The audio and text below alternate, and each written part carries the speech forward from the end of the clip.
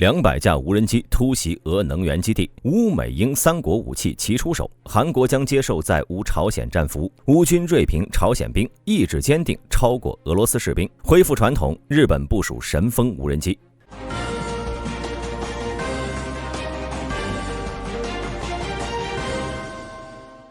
2025年1月14号，韩国政府表示将与乌克兰就是否接受被乌克兰战俘的朝鲜士兵进行磋商，前提是这些士兵请求投诚。韩国外交部发言人李在邛在周二的定期新闻发布会上透露了这一消息。此前，乌克兰总统泽连斯基透露，乌克兰在俄罗斯西部的库尔斯克地区俘虏了2名朝鲜士兵，他们在为俄罗斯作战时被捕。泽连斯基在分享的一段视频中，一名朝鲜士兵询问是否所有的乌克兰人都是好人，并在翻译确认后表示：“我想在这里生活。”对此，李在邛表示，根据韩国宪法，朝鲜士兵被视为我们的国民，如果他们请求投诚，政府将与乌克兰展开讨论。韩国宪法规定整个朝鲜半岛为其领土，实际上承认半岛上所有居民是韩国国民。然而，李在邛同时表示，这2名被俘的朝鲜士兵并未表达投诚韩国的意图，相关韩国当局目前正在与乌克兰就此事进行沟通。上周日，韩国国家情报院确认了乌克兰俘虏2名朝鲜士兵的消息，并表示将和乌克兰情报机构紧密合作，继续共享相关信息。据估计，朝鲜已派遣约11000名士兵支持俄罗斯与乌克兰的战争，其中约300人死亡，2700人受伤，活捉的仅只有2人。这里大兵要提醒各位一点虽然朝鲜部队时常出现自杀式的战术，但这大多是由于指挥层面的问题。油管很少有博主正面讨论朝鲜士兵的真实作战水平，就算谈论，也大多是带着贬义或者嘲笑。可与朝鲜正面作战的乌克兰士兵却给出了不太主流的观点，他们认为虽然朝鲜部队装备很差，却展现出了极高的士气和决心，并警告西方国家可能低估了这一威胁。根据乌克兰每日新闻1月13号的报道，乌克兰士兵对朝鲜部队的评价十分严厉，认为朝鲜军队是一支极具战斗力的力量，并警告西方国家可能是低估了这一威胁。在战斗中，乌克兰哈利奇师特种部队首次与朝鲜部队交锋，并且得出了以下结论：朝鲜士兵展现出极强的耐力和高昂的士气，他们在战斗中展现出极强的心理韧性，尤其是在面对战友伤亡时，朝鲜部队毫不犹豫地继续推进，不顾倒地的同伴，不会放过任何一个机会继续执行任务。据乌克兰士兵回忆，朝鲜士兵在战斗中采用小分队战术，完全不顾自己伤亡，甚至有时会踩着战友继续向前推进。此外，朝鲜士兵的武器使用技巧令人震惊，尤其是在对抗无人机方面。从乌军缴获的一篇朝鲜军人笔记中，我们能够看出，朝鲜士兵将战友当作无人机诱饵，使用交叉火力击落无人机的战术。乌克兰士兵评价道，他们的射击精度几乎可以和世界上任何一支军队相媲美。10年的兵役训练显然带来巨大的成效，特别是朝鲜部队在应对 FPV 无人机时，采用诱饵和埋伏相结合的战术，展现了超凡的心理承受能力。这种战术不仅让乌克兰士兵深感压力，也让他们对朝鲜部队的战斗力有了全新认识。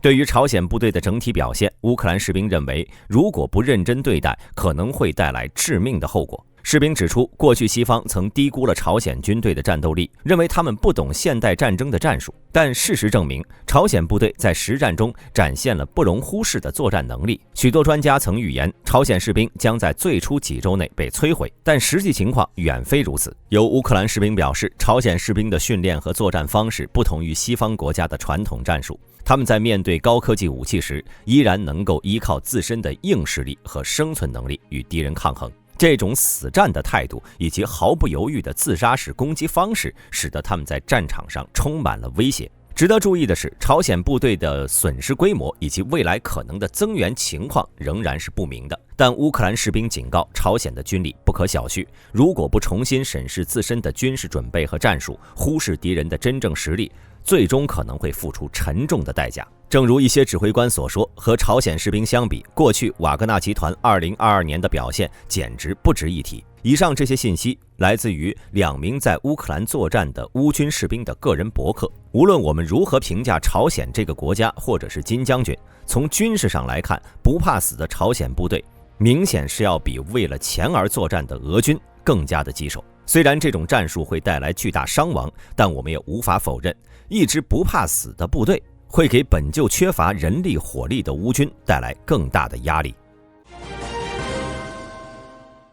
1月14号，乌克兰发动了一场规模空前的无人机攻击，震撼了俄罗斯多个地区的能源设施、军火库以及关键军事目标。据多方报道，这场袭击涉及超过200架无人机，其中不乏乌克兰最新研发的 Peko 导弹无人机。俄罗斯方面指出，乌克兰在这次行动中还动用了美国制造的陆军战术导弹系统以及英国制造的风暴阴影空射巡航导弹，进一步加剧了冲突的紧张局势。这场大规模攻击覆盖了俄罗斯12个地区，从布良斯克到萨拉托夫，再到图拉和达达斯坦共和国等地，均未能幸免。视频资料显示，多个油库和工业设施在袭击后燃起熊熊大火，乌军方媒体迅速在社交媒体上发布声明，承认了这一战果。他们表示，在1月14号晚，乌克兰防务力量对俄罗斯纵深1100公里范围内的多个军事目标发动了猛烈攻击，其中萨拉托夫地区的水晶工厂油储基地再次成为目标。这个油库在短短1周前才刚刚遭受过袭击。此外，俄媒还报道了乌克兰无人机对达达斯坦首府喀山液化气储存设施的袭击，导致一辆油罐车和一座化工厂陷入火海。根据俄罗斯独立媒体的报道，被袭的喀山化工厂生产的化学材料广泛应用于俄罗斯军工业，这无疑给俄罗斯国防工业带来了沉重打击。乌克兰方面并未就此止步，他们还对位于萨拉托夫地区的恩格尔斯2军事机场进行了精准打击。该机场呢是俄罗斯战略轰炸机的重要驻地，拥有图 95MS 和图 160M 等先进机型。乌克兰空军14独立无人机团成功攻击了该机场的油库和弹药库，宣称已大幅削弱俄罗斯的战略航空能力。国际战争研究所和战区认为，这次袭击旨在美国政府换届前积累更多的战争筹码。日本防卫省计划在2027年度部署约310架小型攻击型无人机，以应对入侵的敌方船只和车辆。据产经新闻1月12号的报道，这些无人机将搭载炸弹，采用自杀式攻击方式进行撞击，标志着自卫队首次部署这种新型武器。防卫省表示，鉴于俄乌战争中无人机的大规模使用，认为有必要采取这一新型武器来加强防御能力。据多名政府相关人士透露，防卫省已经开始对由以色列、澳大利亚和西班牙制造的无人机进行测试，未来将通过普通招标程序来决定最终选择的机型。为了购买这些无人机，防卫省已经在2026年度的预算案中列出了32亿日元的经费。这些小型攻击无人机将主要部署在陆上自卫队的普通科部队中，目的是提升其在西南诸岛等重要地区的应对能力。防卫省还计划用无人机替代现有的战斗和侦察直升机，以提高战术灵活性和成本效益。无人机部署是日本安保政策中的无人装备防卫能力建设的一部分。根据计划，防卫省将在未来5年内投入约1万亿日元，用于部署各种类型的无人机。这些无人机的使用将为自卫队提供显著优势，